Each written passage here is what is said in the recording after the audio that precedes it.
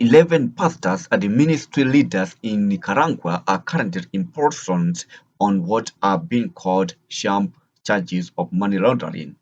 These Christian leaders were involved in mass evangelism campaigns last year to spread the gospel of Jesus Christ, working in partnership with the US-based ministry Mountain Gateway. Following their successful outreach efforts, the pastors were arrested and later convicted of money laundering. The Nicaraguan government handed down prison sentences ranging from 12 to 15 years and imposed fines totaling a staggering $80 million.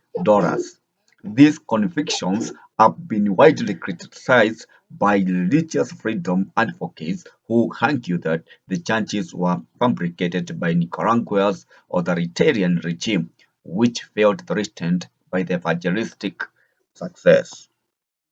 Mountain Gateway and his supporters vehemently deny the allegation against the pastors. Religious freedom organizations, including Alliance Defending Freedom and HEV International, have stepped in to support the illegal defense of the imprisoned pastors. NDF International has filed a precautionary measures request with the American Commission on Human Rights, asserting that the pastors were fraudulently convicted. No person should be imprisoned or punished for their faith, the legal group stated. It is our prayer that Nicaraguan authorities will uphold the human rights and dignity of these pastors and that they will release them from their wrongful imprisonment.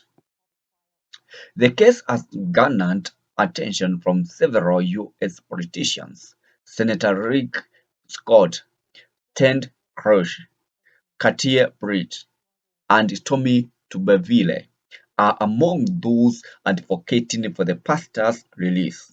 They have called on the Biden administration to implement strong targeted sanctions following the repeated and escalating violations of religious freedom in Nicaragua.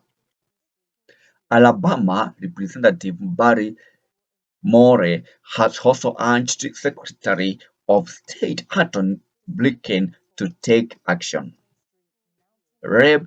More is promoting a House resolution to increase pressure on the Nicaraguan government. What happened to them is a travesty of justice, Rep. Mohore told media.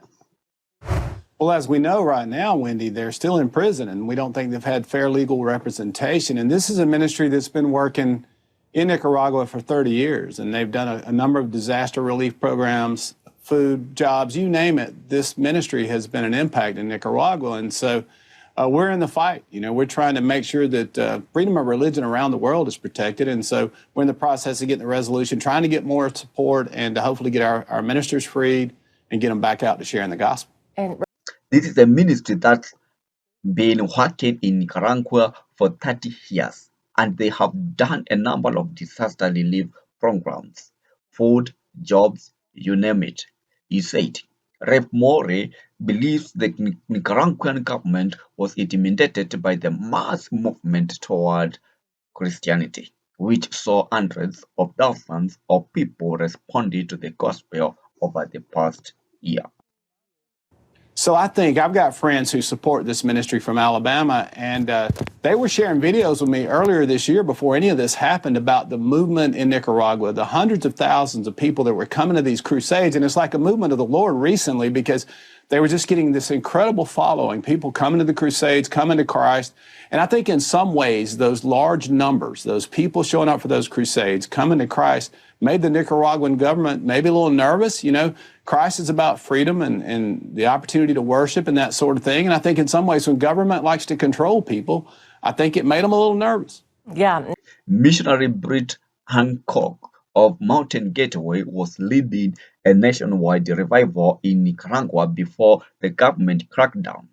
The movement saw nearly 1 million attendees, with thousands choosing to follow Christ and numerous reported miracles.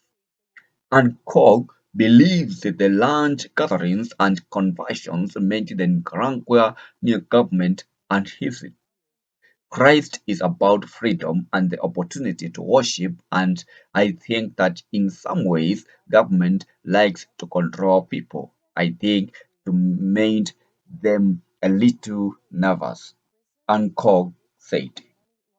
I think it was incredible. They had created jobs. They were actually harvesting coffee. They had got them a process down there where they had farms, and these were local people from Nicaragua, citizens who were harvesting coffee, sending the beans over to the U.S. to be roasted. And so that was creating more and more jobs, and it allowed them to put the money back in the ministry. Like I said, this is 3 decades they've been doing this. This is a surprise to many of us, but I think as that process, as that ministry began to flourish, and some of the pastors began to unite with a message of Christ, I think the government got a little nervous. There were a lot of people showing up at these crusades. The videos, like I said, were quite incredible of the people praising the Lord, serving the Lord, and coming to the Lord. And I think that made the government a little nervous. Yeah.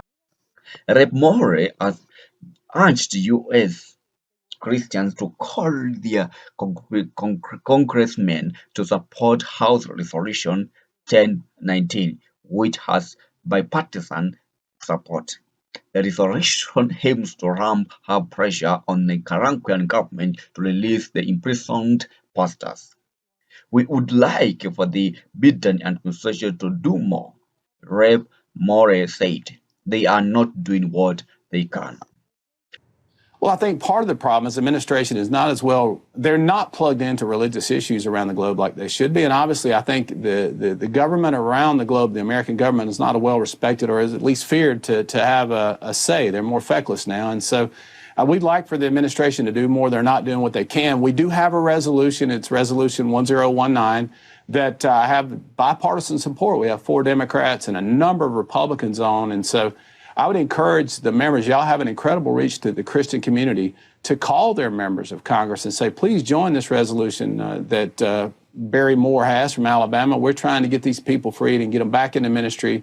What's happened to them is a travesty of justice. And like I said, they haven't had fair legal representation. The Department of State, we've met with them. We continue to put pressure. I'd like to see some sanctions maybe imposed if the Nicaraguan government does not make a move. Yeah. The imprisonment of these 11 pastors in Nicaragua has sparked international outrage and calls for justice.